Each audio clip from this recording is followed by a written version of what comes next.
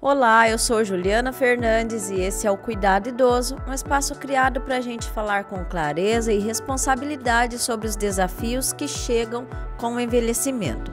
Aqui a gente traz informação de verdade para quem vive a realidade da terceira idade ou cuida de alguém que está nela. Hoje o tema é sério, complexo e infelizmente cada vez mais comum. Vamos falar sobre a doença de Parkinson, uma condição neurológica progressiva que impacta diretamente a autonomia, o corpo e a mente e que precisa ser encarada com informação, planejamento e também acolhimento. E para essa conversa a gente recebe uma profissional de peso, a neurologista e professora universitária Cláudia Cristina Ramos, docente do curso de medicina da USCS em São Caetano do Sul. Professora Cláudia, seja muito bem-vinda ao Cuidado Idoso e muito obrigada por aceitar o nosso convite. Professora, para a gente começar, conta para a gente quem é você, como chegou à neurologia e qual a sua relação com os estudos sobre o Parkinson. Olá, bom dia. Gostaria de agradecer aí o contato. É sempre um prazer poder falar um pouco mais de doenças que têm sido mais comuns mesmo e esclarecer dúvidas, né, trazer mais informação. Eu sempre gostei da área da neurologia. Hoje trabalho mais com a área de cognição e de comportamento, então trabalho mais com as doenças neurodegenerativas, né? Dentre elas, a doença de Parkinson. E o que é a doença de Parkinson? O que acontece no cérebro da pessoa que desenvolve essa condição? É um gatilho que a gente ainda não sabe determinar todos os fatores, né? Podem ter componentes genéticos, mas a gente tem depósitos de proteínas que acabam levando à morte de neurônios de algumas regiões cerebrais. Essas regiões, elas têm mais sintomas motores, principalmente no início da doença, tá? Então pode afetar a questão aumentar o risco para tremor, aumentar a rigidez, alteração de postura, alteração de marcha, também pode vir como sintomas dessa morte neuronal que acontece no cérebro. Esses seriam os primeiros sintomas que surgem? Sim. E como é comum haver demora no diagnóstico e quais exames e critérios clínicos ajudam a confirmar que é mesmo Parkinson? A doença de Parkinson, a gente faz o diagnóstico de forma clínica, então é através da avaliação do exame físico, do exame neurológico desse paciente. Então a gente avalia se como que tá, o paciente tá para andar, como que o paciente está para o equilíbrio, se tem sinais de tremores, se tem rigidez à movimentação, e isso faz a gente chegar numa dúvida aí, numa possibilidade do diagnóstico da doença de Parkinson, né? A partir daí, a gente pode fazer alguns exames para descartar outras causas, porque tem outras coisas que podem levar a sinais e sintomas parecidos com a doença de Parkinson. E aí, descartando outras causas, a gente fica normalmente com a doença de Parkinson mesmo, e aí a gente pode ver como o paciente responde a uma primeira tentativa de tratamento. A resposta positiva, ele responder mesmo a uma categoria de medicação que é a primeira escolha para a doença de Parkinson, ajuda a gente a fechar esse diagnóstico, tá? E o Parkinson, ele tem cura ou o foco é sempre no controle dos sintomas? Então, o foco é no controle dos sintomas, na qualidade de vida, mas a gente tem um arsenal bem grande de tratamento, de possibilidades de tratamento. Então, tanto com medidas de estilo de vida, melhora da alimentação, melhora da atividade física, como com tratamento medicamentoso também. Quando a pessoa vai ao médico e ela tem um diagnóstico do Parkinson, Qual que é o principal medicamento para controle desse problema? A categoria de medicação que está mais bem estabelecida para a doença de Parkinson é o levodopa. A gente tem outras categorias de medicação, tá? E a gente tem outros fatores que são bem importantes para o tratamento, né? Como eu falei, inclusive as medidas de estilo de vida. Mas a categoria que a gente tem aí mais bem estabelecida é essa classe do levodopa, que normalmente vem associado aí com benzerazida para ter uma melhor absorção do organismo. E são medicamentos de uso contínuo, tem que tomar todo dia. E como que esses medicamentos ele vai atuar no cérebro do paciente? Esses medicamentos, eles vão dar a substância que está faltando, que é uma substância produzida por esses neurônios, que é a dopamina. Então, o medicamento vai aumentar a dopamina no sistema nervoso central, o que pode minimizar esses sintomas do paciente, desde que a causa seja realmente essa, a deficiência de dopamina pela morte de neurônios dessas regiões cerebrais. E há efeitos colaterais associados ao uso prolongado desse medicamento? Sim, tem alguns efeitos que a gente pode acompanhar, muitas vezes associado não só ao tempo, mas à dose. Por isso que é importante a gente buscar um profissional para fazer o diagnóstico e acompanhamento. Como eu falei, existem outras classes de medicação também para tratar esse quadro. E às vezes a gente pode usar de outra categoria para evitar esses efeitos a longo prazo da medicação. E além do medicamento, a cirurgia de estimulação cerebral profunda, ela é indicada em quais casos? Normalmente depende da avaliação do profissional, mas normalmente em casos refratários, que não estão respondendo tão bem a mais de uma medicação, depende também do perfil do paciente, se ele vai conseguir fazer o procedimento, né, se é um paciente que tem condição de fazer o procedimento, então depende da avaliação especializada, não só do neurologista, mas principalmente do profissional aí específico para distúrbio de movimento, que é quem faz esse procedimento, tá?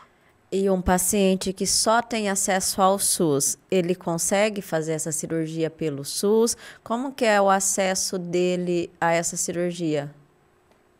Infelizmente, a gente tem um acesso limitado a esse procedimento, mas em grandes centros a gente já tem disponível. A ideia é que cada vez tenha mais possibilidade, mas hoje, infelizmente, ainda é limitado. E quais são os principais impactos do Parkinson na vida prática de um idoso? O que muda na rotina dele? Principalmente questão de funcionalidade. Então, como com esses sintomas pode vir uma lentificação, às vezes para fazer as atividades de vida diária mesmo, o paciente pode ter alguma dificuldade. Inicialmente de atividades instrumentais, que a gente fala. Então, às vezes para as tarefas de casa pode estar um pouco mais lentificado, né, para essas questões. E depois pode ter até prejuízo de atividades básicas de vida, né, como se vestir, se alimentar. Então, é por isso que a gente vai ajustando o tratamento para minimizar esses sintomas e o paciente conseguir ter autonomia. Essa é a nossa prioridade pensando em tratamento. O diagnóstico do Parkinson, ele costuma afetar emocionalmente tanto o paciente quanto os seus familiares? Sim, não só por causa das limitações que a doença pode trazer, mas também faz parte desse mecanismo da doença. Então, essas regiões cerebrais afetadas aumentam o risco de depressão, de ansiedade. Então, é mais uma coisa para a gente abordar na consulta e também orientar tratamento. E é comum que o paciente ele entre em um processo de luto antecipado? E se acontece, como que isso pode ser acolhido? Pode acontecer e o importante é a gente estar em acompanhamento e ter uma equipe multiprofissional. Às vezes a gente precisa de outros profissionais também ajudando, não só o neurologista, mas o psicólogo, o psiquiatra, dependendo de cada caso, e fisioterapeuta, tudo isso está relacionado. E quando a gente fala em terapias complementares, do que estamos falando de forma prática? Terapias complementares pode ser tudo que é não medicamentoso, né? Então, a gente fala de terapias até para controle por exemplo, dos distúrbios de humor, então controle de ansiedade, estresse. Então, por exemplo, ter meditação, já tem estudos, acupuntura. Então, algumas terapias diferentes ali do tradicional podem trazer benefício para esse paciente. E agora entrando numa parte um pouco polêmica, vamos falar um pouco da cannabis. Quem pode prescrever o uso dela? Existe regulamentação clara no Brasil? O acesso ainda é muito restrito? Como que um paciente pode começar esse tratamento de forma legal e segura? A cannabis é prescrição médica e é importante reforçar que ainda precisam de muitos estudos para dizer qual que é o benefício da cannabis em relação à doença de Parkinson. Então, muitas vezes é um tratamento que vai trazer um custo para o paciente sem um real benefício. Então, tem que ser avaliado pelo especialista e conversado mesmo com a família e com o paciente sobre essa terapia. E o que é essencial? A pessoa foi diagnosticada com Parkinson, o que é essencial adaptar na casa e na rotina de quem convive? A gente precisa ficar de olho em relação a risco de queda por causa dessa alteração da marcha mesmo e acompanhar aí nas atividades, né? Às vezes ter apoio, por exemplo, em escadas ou em box de banheiro, são coisas que podem ajudar, tá? Até facilitar aí para ficar com menos dificuldade de movimentação entre os ambientes. Então, depende muito da alimentação. Num quadro inicial, talvez poucos ajustes sejam necessários. Conforme vai avançando a doença e conforme a resposta do paciente mesmo ao tratamento e às terapias, pode ir precisando dos ajustes, e aí é legal com a equipe discutir esses ajustes. Então, não só discutir isso com o médico, mas com o fisioterapeuta, isso é bem importante. E quais orientações a senhora dá para familiares, cuidadores, sobre como lidar com as limitações sem desrespeitar a pessoa? Eu acho que é sempre importante a gente falar da autonomia, né, principalmente nos quadros iniciais, então a gente tentar deixar o paciente fazer as atividades, né, tudo que ele consegue fazer, a gente ter uma paciência, mesmo que seja às vezes um pouco mais lento, mas deixar que o paciente exerça as atividades, isso é legal. E participar de grupos de apoio também é muito benéfico, para conversar com outros pacientes, com outros cuidadores e ter essa referência, muitas vezes ter dado de experiência, como que foi, né, como que aconteceu naquela família, como que foi para outras pessoas, isso ajuda muito a ter um conforto também. Então, a gente já tem grupos, é legal buscar esses grupos de apoio e associações para dicas e orientações, além da própria consulta com o profissional. Professora, nos estágios mais avançados, qual o papel dos cuidados paliativos e por que é importante falar sobre isso desde cedo? É interessante a gente saber que o paciente ele pode ir evoluindo com dificuldades, né? E em alguns casos a gente tem até uma alteração de raciocínio, uma alteração de memória, de linguagem, né? E a gente pode então ter em quadros avançados até uma demência associada à doença de Parkinson. Então, se a gente puder, antes do paciente evoluir com essas dificuldades, discutir as vontades do paciente, o que é importante para ele, né, caso aí a doença evolua para esses estágios, já é interessante para a gente já dar um olhar diferenciado para esse indivíduo. E professora, muito obrigada por participar do Cuidado Idoso.